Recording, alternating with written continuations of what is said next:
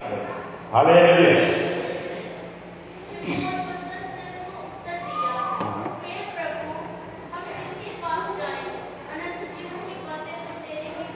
Hallelujah.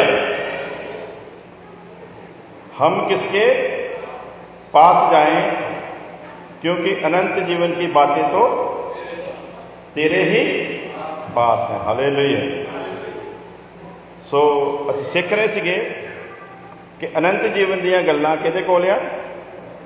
प्रभु यसु मसीह के कोल आ। इसलिए पतरस ने ऐलान किया कि असी तेनू छड्ड के किथे जाइए। हालेलुया। सो ਇਹਦੇ ਅਸੀਂ ਅੱਜ ਮੇਰੇ ਖਿਆਲ ਦੇ ਨਾਲ ਇਹਦੇ 6ਵੇਂ ਪਾਠ ਨੂੰ ਸਿੱਖਣ ਜਾ ਰਹੇ ਹਾਂ। ਔਰ ਰਾਤੀ ਅਸੀਂ ਸਿੱਖਿਆ ਸੀਗਾ, ਥੋੜਾ ਥੋੜਾ ਨਾਲ ਟੱਚ ਜ਼ਰੂਰ ਕਰੀਦਾ ਤਾਂ ਕਿ ਜਿਹਨਾਂ ਨੇ ਪਿੱਛੇ नहीं सुनिया उन्होंने पता लग जाए। ਇਹਦਾ ਜਿਹੜਾ शुरुआत सी वो सी कि बहुत सारे लोग यसु मसीह कोल इसलिए आते हैं कि वो अनंत जीवन के खोजी है, तो बहुत सारे लोग इसलिए आते हैं उन्होंने अनंत जीवन के नाल कुछ लेना देना नहीं है। उन्होंने सिर्फ इस जिंदगी दे विच जिहड़ियां आशीषां चाहिदियां हैं, सिर्फ उन्होंने जरूरत है।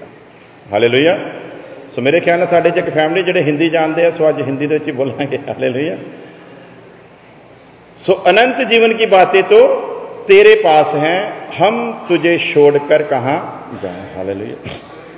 सो दो प्रकार के लोगों पर हमने गौर किया था। एक वो हैं जो इस जीवन से मतलब रखते हैं, 70-80 साल 100 साल के जीवन से ये उनका अच्छा गुजरना चाहिए, और यहाँ उनके इस अच्छे जीवन के लिए प्रार्थनाएं होती हैं, वो वैसे ही चर्च को फिर ढूंढ लेते हैं जहाँ पर इसी संसार से जो रिलेटेड बातें हैं वो बताई जाती हैं, इसी जिंदगी की आशीषों और बरकतों का प्रचार किया जाता है। परंतु दूसरा ग्रुप है जिनको इस जीवन से कुछ लेना देना नहीं, उनको उस जीवन से लेना देना है जिस जीवन के बारे में दुनिया की तमाम धार्मिक किताबें बताती हैं। हालेलुया। तो उसी जीवन की तलाश में हम लोग प्रभु के पास आते हैं।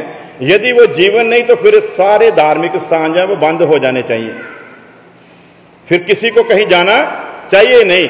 तो वहां पर जाने का मतलब ये है हमारी मौत के बाद हमारा असली जीवन शुरू होने वाला है। हालेलुया। हमारी मौत के बाद हमारा असली जीवन शुरू होने वाला है। ये जीवन जो कुछ सालों का है ये खत्म हो जाएगा, कुछ समय बाद हमारी याद भी खत्म हो जाएगी। कुछ समय बाद हमारी याद भी खत्म हो जाएगी। जे तुहानू भुलेखा तो दसो तुहाडे परदादे दा नाम की सी?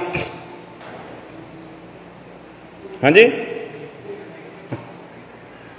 यानी कि अभी चौथी पीढ़ी तक ही हमको याद नहीं रहता। तो हमने ये भी सीखा था, ये जन्म हमारा इसलिए नहीं हुआ कि हम जिंदा रहें। ये जन्म हमारा इसलिए नहीं हुआ कि हम इस जमीन पर जिंदा रहें, बल्कि जिसको इस जमीन पर जन्म मिला है इसलिए मिला है कि वो मर जाए।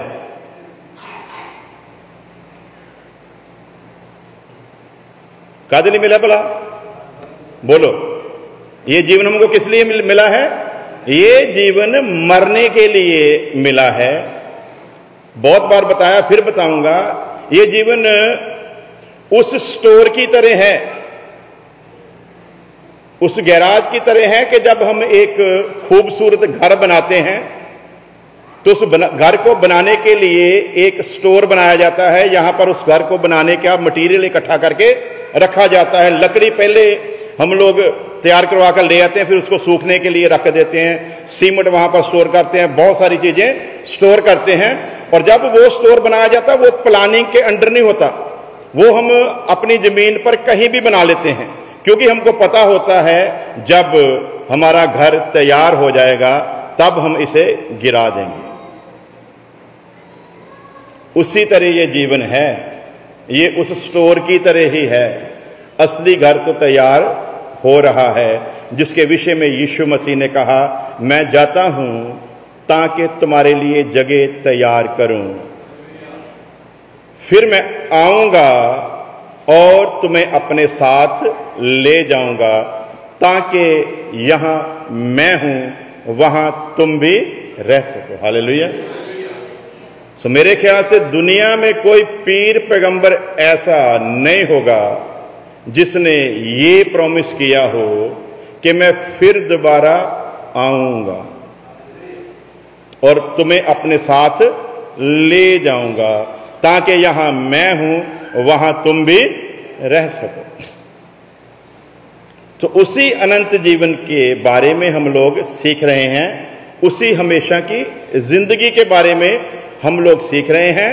वो जिंदगी का मालिक वही बनेगा जो इस जिंदगी में वफादार ठहरेगा। वो जिंदगी वफादारों की जिंदगी है जो इस जीवन में अपनी वफादारी को सिद्ध करने में कामयाब होंगे। उन्हीं के लिए वो अनंत जीवन है जिसके बारे में हम लोग सीख रहे हैं। सो दो प्रकार के लोगों के बारे में हमने सीख लिया था, और अब कल हम लोगों ने सीखा था कि उस जीवन को पाने की शर्तें हैं। वो जीवन यूं ही मिलने वाला नहीं है। अगर हम सोचें कि इस जहान में, जैसे इस जहान के लोग जो इस जहान से प्यार करते हैं वो जीते हैं, हम भी वैसे ही जिए और बदले में हमको वो जीवन भी मिल जाए, तो ये हमारी सबसे बड़ी मूर्खता होगी। क्या होगी जी? मूर्खता होगी। तो फिर जो नालायक हैं वो कहते हैं फिर जीवन मिला है किस लिए? किसी क्रिश्चियन को पूछो भी तुम क्यों क्लबों में जाकर डांस करते हो, बोलते हैं अमेरिका में मैंने आकर करना, फिर कहां पे जाके करना है? हाँ जी, उधर तो पाबंदी है, हमारे तो उधर थोड़ी शर्म हया रखनी पड़ती है। तो यहां पर तो कोई हया नाम की चीज है ही नहीं। तो यहां पर भी अगर हम बेहया ना हुए तो फिर यहां पर आने का फायदा क्या? हाँ जी, इसलिए उनको क्या चाहिए? एंटरटेनमेंट चाहिए। बाइबल में सबसे पहला एंटरटेनमेंट किया गया, कोई बता सकता है कब जी? हाँ जी, ये बाइबल पढ़ते हो तो दसो, बाइबल में पहली बार एंटरटेनमेंट कब किया गया? बाइबल का मुख्य विषय है, मूसा के जमाने में किया गया, ये मैं बता देता हूं। अब बताओ कब किया गया? जब बछड़ा, दुनिया का पहला एंटरटेनमेंट, मैंने दुनिया का नाम लिया, प्रभु की हजूरी में पहले एंटरटेनमेंट उन्होंने कर लिया था प्रभु की मर्जी से। जब समुद्र पार किया तो मूसा की बहन ने डफ लिया और खुदावंद खुदा की महिमा की। वो एंटरटेनमेंट किसके लिए था? खुदा के लिए, खुदा की हजूरी में, खुदा की मर्जी का। उसके बाद उसी खुदा से अगले जीवन की बातें लेने के लिए मूसा पहाड़ पर खुदा के पास गया। खुदा का जलाल पहाड़ पर उतरा हुआ था और उस जलाल में मूसा ने प्रवेश किया और खुदावंद खुदा अपने वो कानून, वो नियम बता रहा है जो इनको पूरे करने हैं। उधर मूसा को खुदा बता रहा है कि इन्होंने अगर कनान देश में जाना है तो वहां पर जाने के लिए कानून हैं, नियम हैं, विधियां हैं, हुक्म हैं। यदि ये उन्हें पूरा करेंगे तो ही ये उसमें दाखिल हो पाएंगे। अगली बात, जो दाखिल हो जाएंगे उनके लिए भी कानून बताया। पहला कानून तो उनके लिए जिन्होंने दाखिल होना अभी रास्ते में है। इससे पहले के दाखिल हो, खुदा पहले बता रहा है कानून क्या है उस देश में दाखिल होने का। फिर जिन्होंने हो जाना है, उस देश पर जाकर कब्जा जमाना है, वहां पर जाकर सदा के लिए रहना है, उनके लिए क्या कानून होंगे? खुदावंद खुदा मूसा को बता रहा है। और नीचे इन्होंने देखा कि मूसा गया, कितने दिन हो गए वो तो आया ही नहीं। अब हम नहीं जानते कि उसको क्या हुआ है, पता नहीं ऊपर जाकर मर गया है या उसके साथ क्या हुआ, हम नहीं जानते। इसलिए मूसा के भाई हारून पर उन्होंने दबाव बढ़ाना शुरू किया। कहते अब हमारे लिए जैसे मिस्र में देवता थे वैसे ही हमारे लिए भी क्या कर, एक देवता बना। जो हमारी अगुवाई करे। ये एक ऐसा देवता होगा जिसको आप बनाएं भी खुद और फिर वो आपकी अगुवाई भी करे। यदि देवता को आपने बनाया तो आप अगुवाई करोगे ना उसकी। तो उल्टा क्या सीख रहे हैं? वो कह रहे हैं कि हमारे लिए एक ऐसा देवता बनाओ जो इस सफर में हमारी अगुवाई करे। यहां पर उनकी बुद्धि के बारे में पता चलता है। खुदा की मोहब्बत यह है कि मैं इनको गुलामी से निकाल कर लाया और एक ऐसे देश में रखूं यहां किसी चीज की कोई कमी नहीं। और दूसरी तरफ इनका क्या विचार है? सबसे पहली गलती, ये मिस्र को याद कर रहे हैं। किसको जी? वो मसीही से बड़ा कोई लानती नहीं हो सकता जो मसीह को जीवन देने के बाद फिर मिस्र को याद करे। मिस्र का मतलब हमारा पुराना जीवन। मिस्र का मतलब यहां हम अपनी मर्जी से चल सकते थे। मिस्र का मतलब यहां उस सर्वशक्तिमान परमेश्वर की जरूरत नहीं, बल्कि अपनी अकल के देवता बना सकते हैं और उनकी परस्तिश कर सकते हैं। अपनी इच्छा का जीवन जी सकते हैं। उस जीवन में से खुदा बंदी बनाकर हमको लेकर नहीं आया। एक बात याद रखो, खुदावंद खुदा पाप की गुलामी के जीवन से हमको बंदी बनाकर नहीं लेकर आया, हमको गुलाम बनाकर नहीं लेकर आया। हमारे आगे उसने अपना जो विजन है वो रखा, उसने अपनी मर्जी को हमारे आगे रखा और फिर हमने अपनी मर्जी से उसको चुना। हमने माना कि हम गुनहगार हैं। उसने दबाव नहीं डाला कि मानो कि तुम गुनहगार हो। हमने माना कि हम क्या हैं? गुनहगार हैं। हमने माना प्रभु यीशु मसीह हमारे लिए कुर्बान हुआ। हमने माना उसका लहू जो बहा असल में हमारा बहना था पाप की मजदूरी मौत के कारण, परंतु हमारी मौत को उसने अपने ऊपर लिया। हमने माना, हमने इकरार किया, हमने तौबा की, हमने कबूल किया। तो वचन में जिन्होंने ये करना था उनके लिए लिख कर दिया पहले कि वो ऐसा कौन सा इंसान है जिसकी बुर्ज बनाने की तमन्ना हो और वो पहले बैठकर उसका हिसाब ना लगाए। यदि वो बिना हिसाब शुरू करेगा तो जब उसको पूरा ना कर पाए तो लोगों में वो हंसी का पात्र बनेगा। लोग उसका मजाक उड़ाएंगे कि कैसा मूर्ख है जिसने इतना बड़ा प्रोजेक्ट तो शुरू कर दिया लेकिन बीच में ही लटक रहा है। अब उसको पूरा करने की इसके पास गुंजाइश नहीं है तो लोग हंसेंगे। इसलिए प्रभु यीशु मसीह कहता है समझदार तो वही है जो बुर्ज बनाने से पहले हिसाब किताब लगाए, मैं इसे पूरा कर सकता हूं कि नहीं। अब जो प्रभु यीशु मसीह ये दलील दे रहा है उसने तो झूठ बोला, उसने कोई झूठ नहीं बोला। अपने पीछे चलने वालों के लिए जो जो नियम हैं, इससे पहले कि वो कबूलनामा करें, कबूलनामे से पहले नियम बताए। इसराइलियों के साथ भी ऐसा ही किया। जब नियम दिए मूसा को तो मूसा को कहा पढ़कर सुना दे। मूसा ने पढ़कर सुनाए, उन्होंने कबूल किया, हमें मंजूर है। अब जंगल में आकर मिस्र को क्यों याद कर रहे हैं? खुदा ने तलवार तो नहीं लटकाई थी। अब जंगल में आकर क्या हुआ? थोड़ी सी मुसीबत सामने दिखाई दी, थोड़ी सी परेशानी, थोड़ा सा इनको महसूस हुआ कि शायद हम अकेले रह गए हैं। उसी वक्त मिस्र को याद किया, मिस्र के देवताओं को याद किया। आज हम भी वही कर रहे हैं जिस पाप की गुलामी से निकल कर आए। जब मसीह में आकर हम भी उस गुलामी के जीवन को याद करते हैं जो पाप में बिताया, पाप की गुलामी में बिताया, तो समझ लो हम भी उन इस्राएलियों से कुछ कम नहीं है। मिस्र में ऐसे ही देवता के सामने डांस किया जाता था। तो वो बीमारी इनको मिस्र में मिली थी और यहां पर आकर वो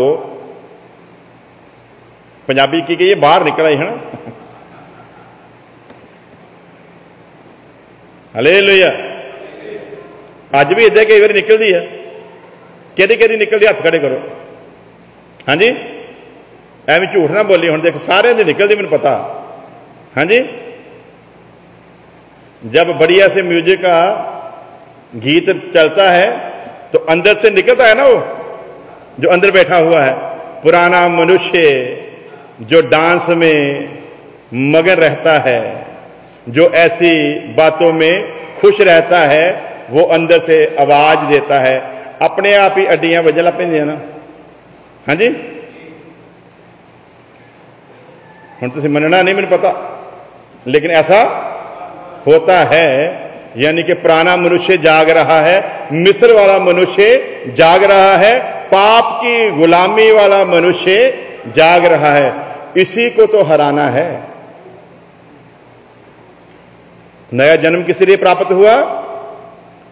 उसी पुराने मनुष्य की जो ख्वाहिशें हैं उन्हें ही तो खत्म करना है। यही तो युद्ध है। हमारा युद्ध किसी धर्म, किसी जाति, किसी कौम, किसी मजहब, किसी देश के साथ थोड़ी है। वचन में लिख कर दिया, हमारी लड़ाई लहू और मांस से नहीं बल्कि अंधकार की उन शक्तियों से है जो अपनी जगह स्वर्गीय मकामों में बनाकर बैठे। उनसे हमारी लड़ाई है, उनसे हमारा युद्ध है। इसीलिए सबसे खतरनाक जो युद्ध है वो किसी के साथ नहीं बल्कि हमारा युद्ध हमारे अपने ही साथ है। बाहरों जित के आओ ओदा कोई फायदा नहीं जे तुसी घर आके हार जाओ। जिफ्ता के साथ यही हुआ। युद्ध पर गया, खुदावंद खुदा ने तो नहीं कहा था कि तू कोई मन्नत मांग। मन्नत मान ली। बोलता कि यदि मैं इस युद्ध को जीत कर आऊं, जब मैं वापस घर आऊं, जो भी मेरे द्वार पर मुझे पहले मिलेगा मैं उसको तेरे लिए कुर्बान कर दूंगा। खुदा ने कब बोला था?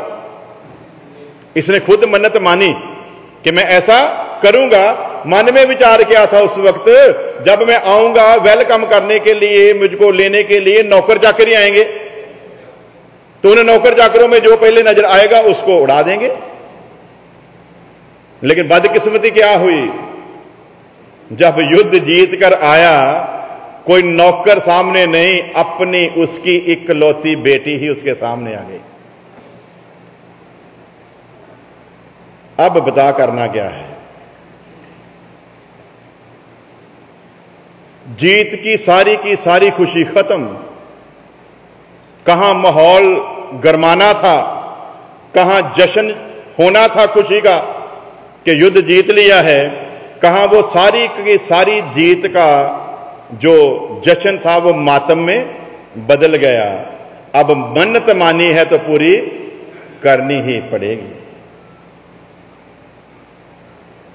लेकिन यहां पर क्या बात है हमारे सामने? खुदा ने नहीं बोला था, लेकिन जिफ्ता एक काम में अच्छा निकला। जो मन्नत मानी थी उसे अवश्य पूरा। तुसी ना इदा नहीं मान लियो तुहाडे को पूरी होनी, तुसी ये ना भी दूजे गुआढ़ी की बेटी मार दो को चलो प्रभु ये बदले च ये लेना, तू बदला तेरे नियम च हैगा ही सीगा भी अगर बकरी बचानी हो तो गधे का बच्चा दे दो। हैं जी, तो ऐसा ना हो कि मन्नत ऐसी मांग लो तो बाद में पड़ोसी की ही बेटी को कुर्बान कर दो। तो मन्नत मांगने से पहले ध्यान रखना है। मिस्र याद आया और कहते हमारे लिए देवता बना। देवता बनाया, फिर खाया और पिया, और फिर वही मिस्र का मनुष्य अंदर से उबाला मारने लगा और फिर डांस शुरू हो गया। खुदा ने मूसा को बीच में ही रोक दिया और कहा कि मूसा, वो लोग बिगड़ गए हैं, तू यहां मेरे पास है, उधर वो लोग बिगड़ गए हैं, अब तू बीच में से हट जा। मैं इन सब को नाश कर दूंगा, मैं तेरे से एक नई कौम की शुरुआत करूंगा और उन्हें उस वायदे की धरती में लेकर जाऊंगा। ये लोग उस वायदे की धरती में जाने के लायक, उसके योग्य नहीं है। याद रखियो, अगर हमने भी ऐसी गलती की तो यदि उस वक्त जिनके लिए पहल थी, यदि खुदा उनके लिए ऐसा फैसला ले सकता है तो हमारे लिए फैसला उससे भी खतरनाक आएगा। और याद रखो, उनको तो मूसा ने बचा लिया था, आपको कोई मूसा भी बचा नहीं पाएगा। हालेलुया। मूसा बीच में ना आता तो सारे गए थे, लेकिन मूसा ने कहा है खुदावंद खुदा, यदि तूने ये ठाना है कि तूने ऐसा करना है तो सबसे पहले जीवन की किताब में से मेरा नाम निकाल दे, वरना तू इन लोगों को माफ कर, और माफ इस शर्त पर कर क्योंकि तू इन्हें अपनी बलवंत बाजू की ताकत से वहां से निकाल कर लेकर आया। अब यदि तू इन्हें वहां पर नहीं लेकर गया जहां ले जाने का तूने वायदा किया, तो वही नास्तिक लोग तेरी कौम पर भी और तुझ पर भी हंसेंगे। वो कहेंगे कि इनका खुदा कमजोर निकला, जो वायदा किया था उसे पूरा ना कर पाया, इसलिए रास्ते में इनको नष्ट कर दिया। खुदावंद खुदा ने मूसा के उन धन्य विचारों पर विचार किया और फिर अपने उस फैसले को टाल दिया। लेकिन साथ में एक प्रॉब्लम आ गई, कभी मौका मिला तो इस पर सीखेंगे। खुदा ने कहा, अब जैसे मैंने अभी तक इनकी अगुवाई की है, अब मैं आगे इनकी अगुवाई नहीं करूंगा। कहीं ऐसा ना हो कि इस बार तो मेरा क्रोध टल गया, लेकिन जरूरी नहीं कि अगली बार भी टले। सो प्यारे अजीजों, सीख रहे हैं अनंत जीवन की बातें तो तेरे पास है, हम तुझे छोड़कर कहां जाएं। हालेलुया। सीख रहे हैं कि दो तरह के लोग हैं, एक तो मसीह में आकर भी पुराने जीवन को भूलते नहीं, इसलिए इसमें लिख कर दिया, इस दुनिया के हम शक्ल ना बनो। इस दुनिया के हम शक्ल, ये डांस डूस करने, ये महफिल सजाउणियां, पंजाबी च कह दिए कंजरा वाले काम करने, ये जिहड़े खुदा नूं लोग नहीं जानते उन्हां नूं शोभा दिंदे आ। किहनां नूं? जिहड़े खुदा नूं, जिहड़े परमेश्वर नूं ओदी आदत तो नहीं जानते, ये सब गंदे जो काम हैं ये उन्हें शोभा देते हैं। जो परमेश्वर को जान गए हैं उनके लिए लिख कर दिया, वो समय आता है जब उसके सच्चे आराधक उसकी परस्तिश आत्मा और सच्चाई के साथ करेंगे, रूह के साथ और सच्चाई के साथ। अब इसमें मिस्र के उन बुरे कामों के लिए कोई भी जगह नहीं है, और यदि आपको मिस्र के काम करने हैं तो फिर मिस्र में ही लौट जाइए, सजा कम हो जाएगी। परंतु यदि इस्राएलियों में रहकर आप मिस्र वाले काम करने का सोचोगे तो खुदा माफ नहीं करेगा। और याद रखें, अब मूसा बचाने भी नहीं आएगा। मूसा अब बीच में आकर खड़ा नहीं होगा, जो गया सो गया, क्योंकि वो किसी का पक्षपात करता, वो किसी का पक्षपात नहीं करता। इसलिए दीन के ऊपर रात को हमने सीखा था, फिर पढ़ेंगे एक आयत, उसके बाद आगे चलेंगे। मत्ती की अंजील 5 अध्याय उसकी 3 आयत, मैथ्यू चैप्टर 5 वर्स 3, मत्ती दी अंजील ओदा 5 बाब ओदी 3 आयत पढ़ांगे। धन्य है वह जो मन के की है, भला है मन दे की है, धन्य है वह जो मन के दीन हैं। हालेलुया। पढ़ांगे अगे की लिखा वचन दे विच, क्योंकि स्वर्ग दा राज किहड़ा दा आ? जेड़े मानते की है भला। अब एक ऐसे मनुष्य पर विचार करेंगे। राती असीं की सिक्ख्या सीगा, इहदा दूसरा तर्जमा की है जिहड़ा मनदा गरीब। ते आओ एक महान गरीब दे उत्ते असीं कुछ पढ़ते हैं। जबूर 86 अध्याय, जबूर 86 कैसा दे अध्याय तो नहीं, जबूर 86 ओदी एक आयत 86। हे यहोवा कान लगाकर मेरी, हे यहोवा कान लगाकर मेरी सुन ले। हाँ जी, मैं दीन हूं और सारे बोले यार मजा आना। हुण इत्थे आ गए, इत्थे आपां बंद कर देना बाद की है भला। दीन भी है ते की है, दरिद्र भी है। दरिद्र नूं पंजाबी विच पढ़ो की लिखिया, लोड़वंद। पंजाबी च पढ़िए की लिखिया। हाँ जी, किसी को पंजाबी की बाइबल नहीं, कोई गल नहीं। अगली बारी तुसीं जे कोई लैके भी आया तां भी ना लियाइओ ना, क्योंकि फिर आपां नूं वचन पढ़न सीखण का मौका मिल जाना। सो पढ़ांगे पंजाबी दे विच भी। जबूर 86 उसकी पहली आयत। हाँ जी, जल्दी जल्दी पढ़िए। जब हम मसीह में आए थे तो ये एक दौड़ होती थी कि बाइबल की वर्ष कौन पहले निकालता है, और जब पढ़नी शुरू करते थे तो 15-15, 20-20 की आवाज एक साथ ही निकलती थी। इससे पता चलता है आपके अंदर उसके लिए लालसा कितनी है। हालेलुया। तो हुण तो सानू पता ही नहीं होंदा, पता भी जिहड़ा सामने खड़ा उन्हें वर्षा पढ़ भी देनी है ना, इस तो भी जान छुट्टी। हाँ जी पढ़िए। हाँ जी, हे यहोवा अपना कान की कर, अपना कान की कर भला चुका। हाँ जी, अते मैनू की कर, कान चुका ते मैनू उत्तर दे। हाँ जी, क्यों जो मैं मस्कीन ते की है, मैं मस्कीन ते। इन मैं न्यू किंग जेम्स वर्शन जाके तो फिर ट्रांसलेशन की तो उत्थे लिखा लोड़वंद। मस्कीन ते कंगाल, ते हिंदी विच लिखिया दीन ते दरिद्र। सो ये सारे का निचोड़ हुण साडे सामने आ गया कि असीं समझन की लगे। हे यहोवा अपना कान मेरी ओर झुका और मुझे उत्तर दे। इसको उत्तर मिलेगा क्यों? दुआ तो सभी करते हैं, सबकी आवाज उसके कानों तक जाती भी है, लेकिन सबकी प्रार्थनाओं का उत्तर देता नहीं है। खुदा सुनता सबकी है, लेकिन सबकी दुआओं का उत्तर,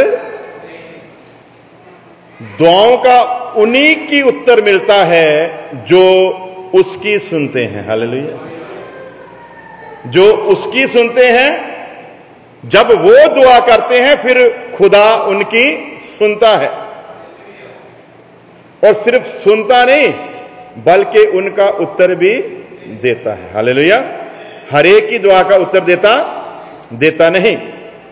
सो कान झुका और उत्तर दे, फकर दे नाल कह रहा दाऊद। किन्ने लिखा बनाया जबूर? बादशाह दाऊद आखो। हालेलुया। नबी दाऊद आखो। दुआ कौन कर रहा है जी? बादशाह दाऊद, नबी दाऊद, वो शख्स जिसके ऊपर परमेश्वर ने गवाही दी, इस शख्स से मेरा मन प्रसन्न है। हालेलुया। मैं इस शख्स से बहुत खुश हूं।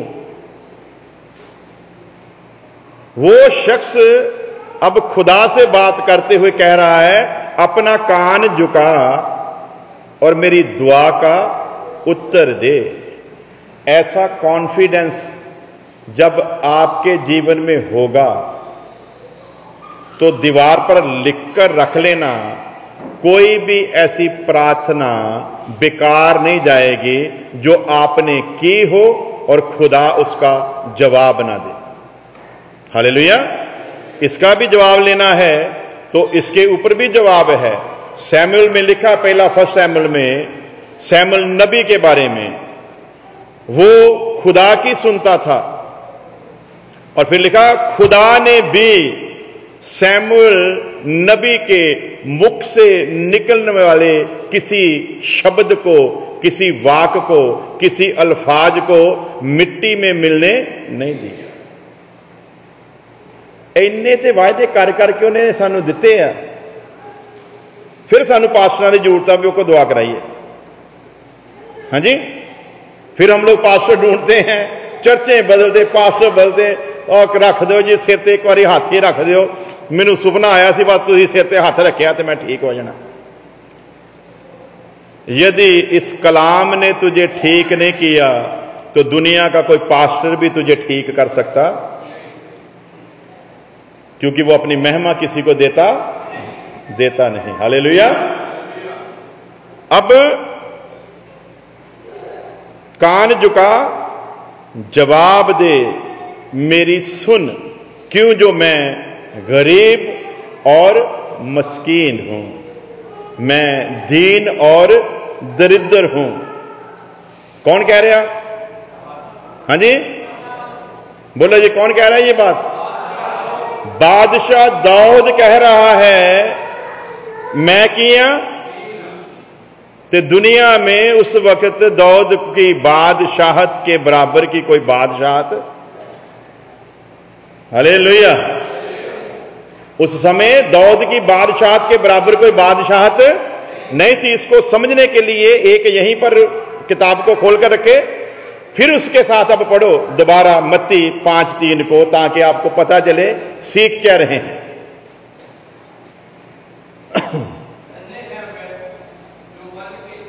धन्य है वह जो मन के, धन्य है वह जो मन के, आप करोड़पति हो, अरबपति हो, खरबपति हो, इससे कोई फर्क नहीं खुदा को पढ़ने वाला। आप बेघर हो, 2 वक्त का खाना बड़ी मुश्किल से मिलता है, खुदा को इस बात से भी कोई फर्क पड़ने वाला नहीं है। खुदा कहां से देखता है? हालेलुया। खुदा कहां से देखेगा? दिल से। क्या आप ये मानने के लिए, कबूल करने के लिए तैयार हो कि मैं मन से गरीब हूं? 2-4 बातें सीखेंगे फिर दुआ करते हैं। मन से गरीब होने का अर्थ क्या है? कौन है जो मन का गरीब है? और कैसे पता चले कि कौन मन का गरीब है? एक तो फाइनेंशियल तौर पर गरीब है, वो तो वैसे बेचारा मन का गरीब ही हुंदा। हाँ जी। एक दौलतमंद है लेकिन वो मन का गरीब है। एक फाइनेंशियल तौर पर भी गरीब है और मन का भी गरीब नहीं, गया गुजरा है। मुझे याद है, नाम नहीं लूंगा, हमारा एक रिलेटिव ही था, हालात बड़े बुरे थे।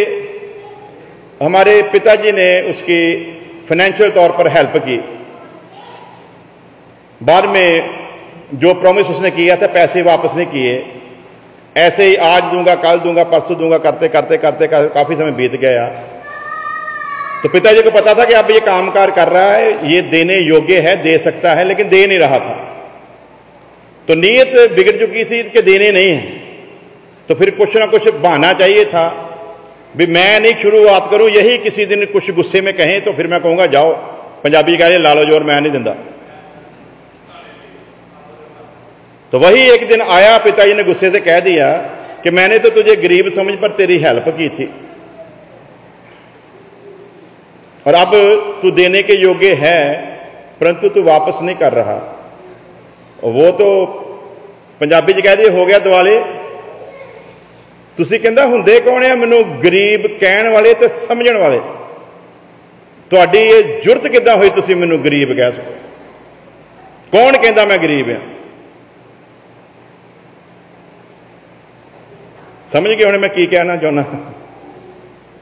परमेश्वर के सामने बेशक आप कितने भी धनी क्यों ना हो, जब बादशाहों के बादशाह के सामने आना तो हमारी औकात सिवाय मिट्टी से और ज्यादा कुछ भी, जब उसके हजूर पेश होना तब मैं अपनी अमीरी को लेकर पेश होऊंगा, कभी भी मेरी प्रार्थना सुनी नहीं जाएगी। मैं अपने किसी रुतबे को लेकर उसके सामने पेश होऊंगा, कभी भी मेरी प्रार्थना सुनी जा नहीं सकती। हमने रात को सीखा था ना, वो फरीसी गया, पुरोहित बोलता मैं सब कुछ करता हूं, मैं दशवांश देता हूं, मैं तेरी नियमों को पूरा करता हूं, तेरी विधियों को पूरा करता हूं, लेकिन वो जो पापी पीछे मेरे खड़ा ना लाइन में, मैं उसके जैसा नहीं। पापी आगे भी नहीं आया, वहीं से छाती पीटता हुआ बोला है, खुदावंद खुदा, मैं तो दुष्ट आदमी हूं, मैं तो तेरी चौखट पर खड़े होने के लायक भी नहीं हूं।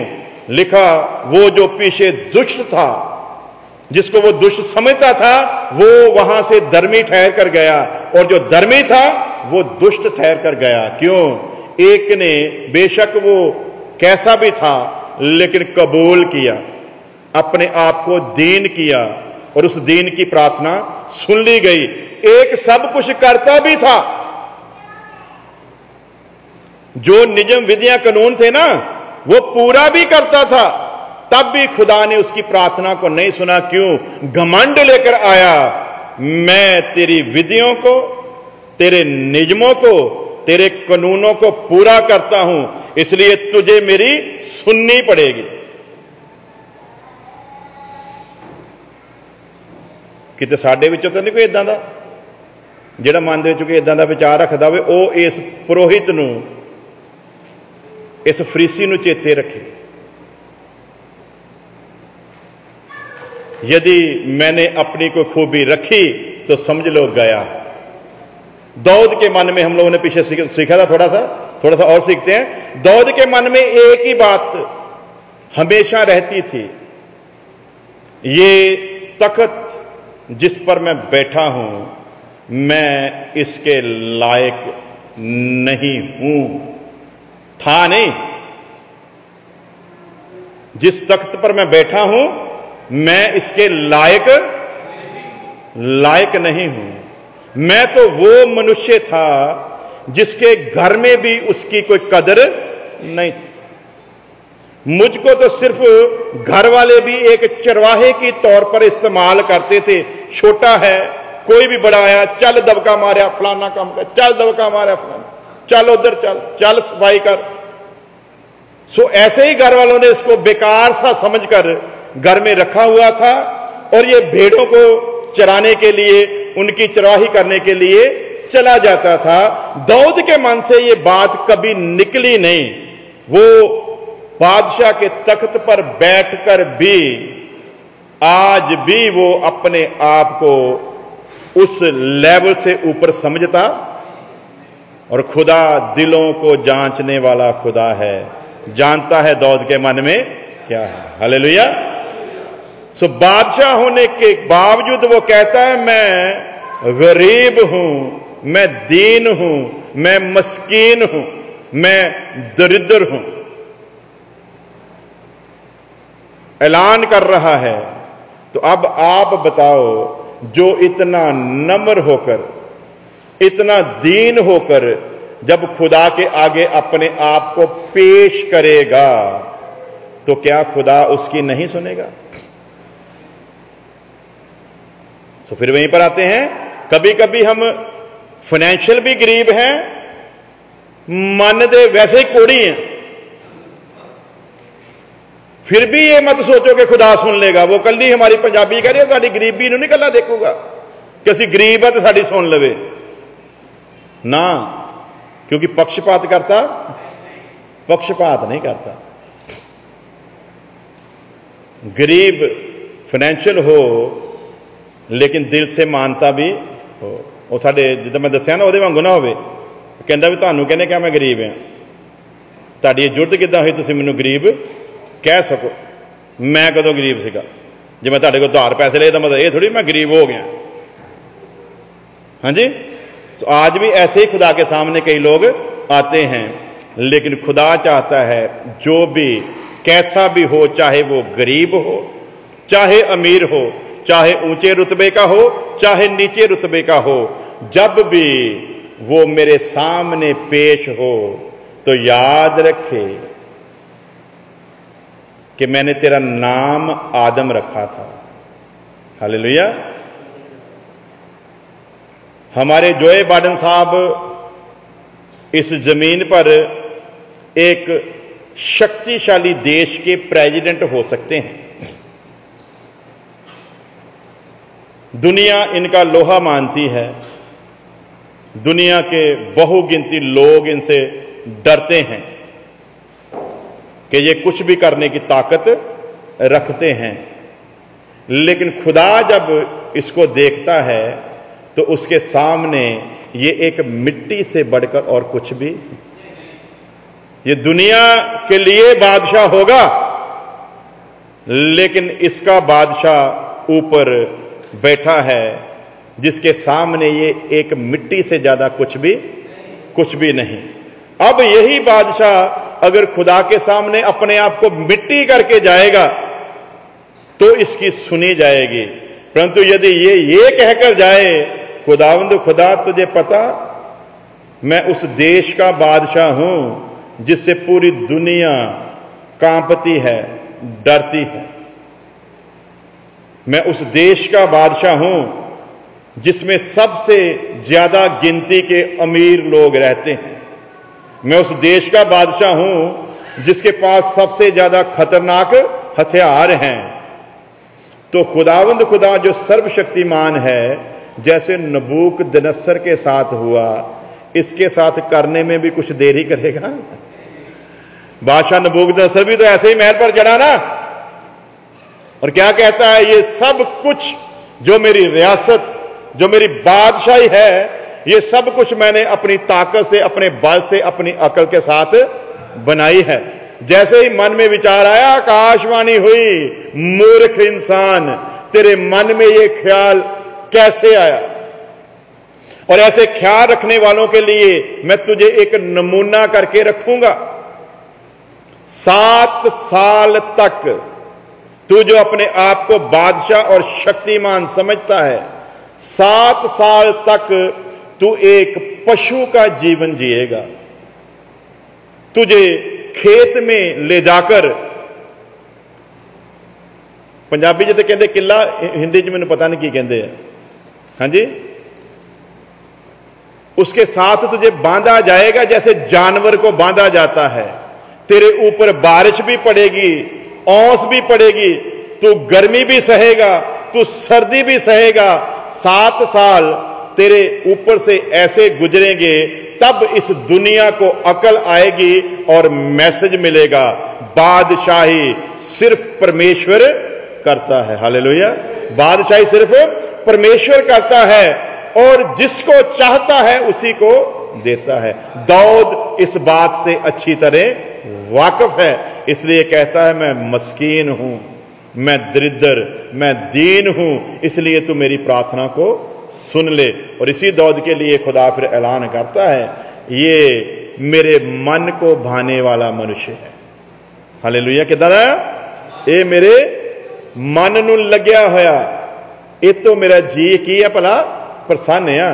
तो अब अपने पर गौर करिए, हम कितने दीन हैं, हमने कहां दीनता दिखाई है? खुदा के आगे दीन होने का मतलब क्या है? इत्थे खुदा हैगा है जी, इस वक्त हैगा? आप मान सकते भी इत्थे खुदा हैगा है? कित्थे है? हाँ जी, यदि खुदावंद यहां पर है तो कहां है? बोलो सारे ने, बोलो ना, कॉन्फिडेंस ना बोलो, कित्थे है? वचन अनुसार की लिखा, you are the temple of God, तुसी परमेश्वर दा की हो मंदिर हो, तो परमेश्वर दा आत्मा तुहाडे अंदर है। हुण परमेश्वर कित्थे है? हाँ जी, अब बोलो कित्थे है जी? भाई बलवीर जब भाई सनी की बेइज्जती करें तो किसकी कर रहे हैं? इनू गले फड़े, हाँ जी, तो फिर ये दीनता का ही सबूत है ना। हाँ जी, तो दीन भला की है? मैं 100% ठीक हूं तो भी विवाद हो रहा है कि आप गलत हो, तो मेरा फर्ज क्या बनता है? ठीक है जी, बात को खत्म करो, मैं ही गलत हूं।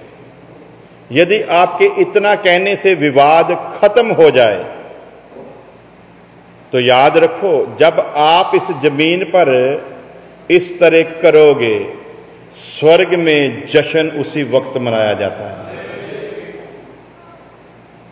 पूरा स्वर्ग खुशी से झूम उठता है, इस शख्स ने वही किया जो उसने किया था, जिसके नक्शे कदम पर ये चल रहा है। हालेलुया, हमारी गवाही होगी।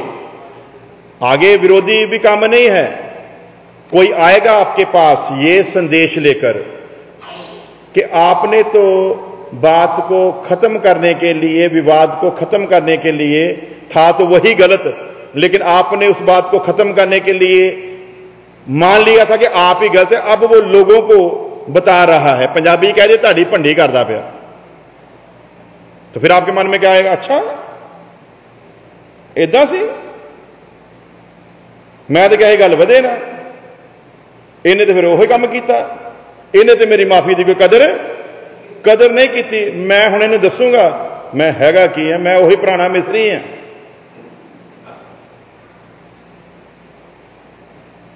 मेरे अंदर जो गया नहीं, जिहड़ा पुराना आ, हाँ जी, वो आपका पहले का किया हुआ कर्म भी मिट्टी में मिल जाएगा। तो यदि कोई ऐसा चुगलखोर आपके पास ऐसा संदेश लेकर आए, तो याद रखना, जिसका संदेश लेकर आया उसके साथ भी बहुत प्रेम करता है, इसीलिए लेकर आया ना। तो आप तक लेकर आया, तो ये भी समझ लो, जितना ये उससे प्रेम करता है ना, जिसकी चुगली आपके पास करने आया है, उतना ही प्रेम ये आपसे करता है। फिर आपकी बात उसके पास भी लेकर, अब उस चुगलखोर को आप ये कहो, उसका सोचना उसे मुबारक, मेरे दिल में उसके लिए कोई नफरत नहीं है। नंबर 1 की काम हो गए थे, चुगलखोर दोबारा कभी हिम्मत नहीं करेगा आपके पास ये चुगली के मैसेज लेकर आने की। दूसरी बात, पहले तो आपकी गवाही एक पर ठहरी थी, जिसको आपने कह दिया था चलो मैं ही गलत सही। अब इस चुगलखोर पर भी आपकी गवाही होगी। 2 बार स्वर्ग में जश्न हुआ आपके इस अच्छे स्वभाव के कारण। हालेलुया। सो ये है दीनता। जब हम मनुष्यों के साथ कुछ ऐसा बर्ताव करते हैं, समझ लो हम यीशु मसीह के साथ करते हैं। हालेलुया। लिखा ना, मैं नंगा था तूने मुझे वस्त्र पहनाया, मैं भूखा था तूने मुझे रोटी दी, मैं परदेसी था तूने मुझे ठिकाना दिया। तब यीशु मसीह कहता, वो पूछेंगे हमने तेरे साथ ये कब किया, तो मैं जवाब दूंगा जब तूने इनमें से किसी एक के साथ किया, समझो तूने मेरे। अपनी अखां बंद करिए, सिर झुकाइए और अपनी अपनी जिंदगी दे विचार करिए। हालेलुया। कि असी इस हद तक अपने आप को नम्र कर सकते हैं? क्या हम इतने दीन बनकर रह सकते हैं? क्योंकि जो दीन है उसकी दुआ को वो कान झुकाकर सुन लेता है। जो दीन है उसकी दुआ का वो जवाब भी देता है। हालेलुया। दीन को कभी वो ना छोड़ता है ना त्यागता है। आज हमने फैसला लेना है, क्या हम अपने आप को इस हद तक दीन समझने के लिए तैयार हैं? अपनी अपनी जगह पर खड़े होंगे, थोड़ी देर के लिए खुदा से प्रॉमिस करेंगे कि मैं चाहता तो हूं कि मैं दीन हो जाऊं, परंतु मेरा पुराना मनुष्य मुझ पर प्रबल हो जाता है। मैं उस पुराने मनुष्य से जीतना चाहता हूं, इसलिए तू मुझे अपने आत्मा की सामर्थ्य दे दे। जब उसके आत्मा की सामर्थ्य से हम हर पल भरपूर रहेंगे तो पुराना मनुष्य हमसे कभी जीत ना पाएगा। दे दे आत्मा का मुझे अभिषेक, दे दे आत्मा का मुझे अभिषेक, एक नया बल आने दे। दे दे पाखरू की अग्न का सेक, पाप मेरे चल जाने दे। दे दे पाखरू की अग्न का सेक, पाप मेरे चल जाने दे। दे दे आत्मा का मुझे अभिषेक, दे दे आत्मा का मुझे अभिषेक। नई सोच दे, नया जोश दे, नई जुबाएं बयाने दे। नई सोच दे, नया जोश दे, नई जुबाएं बयाने दे। तेरी फसल के साथ जो बढ़ती झाड़ियां भी जल जाने दे। नई सोच दे, नया जोश दे, नई जुबाएं बयाने दे। तेरी फसल के साथ जो बढ़ती झाड़ियां भी जल जाने दे। रूह का कोयला जग वेदी से दूले, रूह का कोयला जग वेदी से दूले। होठों को मेरे छू जाने दे। दे दे पाखरू की अग्नि का सेक, पाप मेरे चल जाने दे। दे दे पाखरू की अग्नि का सेक, पाप मेरे चल जाने दे।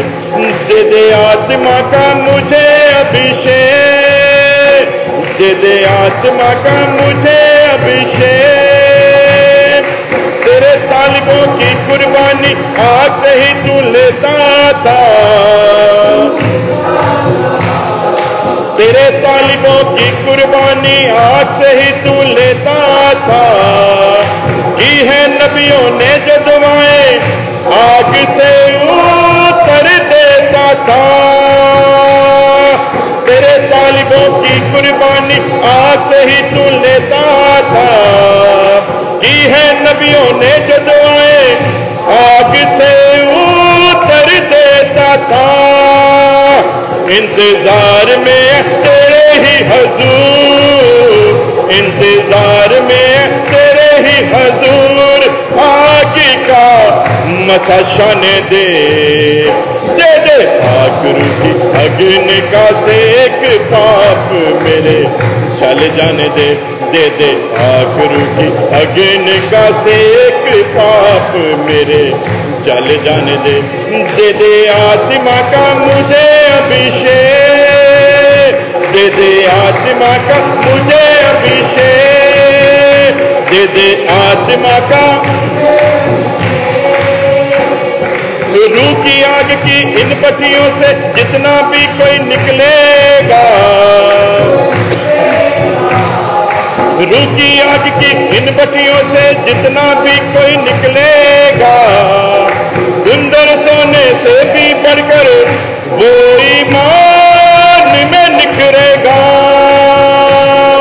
रूह की आग की इन भट्टियों से जितना भी कोई निकलेगा, सुंदर सोने से भी बढ़कर वो ईमान में निखरेगा।